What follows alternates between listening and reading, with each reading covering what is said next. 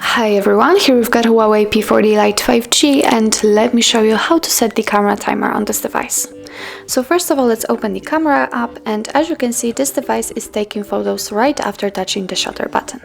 In order to set the timer, simply tap on the settings right here and let's find the generals. Here we've got the timer, let's tap on it. Now it is obviously off, but we can set either 10, 5 or 2 seconds delay.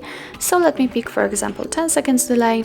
As you can see, it is immediately applied. Let's get back and let's tap on the shutter button.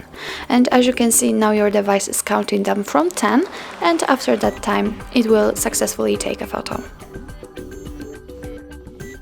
That's it. Now let's check another option. Let's get back to the settings, tap on the timer, and let's choose 5 seconds. It is also immediately applied. Let's get back and tap on the shutter button. And the same situation, but now it is counting down from 5. Now let's turn off the timer. Let's go to the timer, click on off. Let's get back. And as you can see, the camera got back to its normal state. So that's all. This is how to set the camera timer in your Huawei P40 Lite 5G.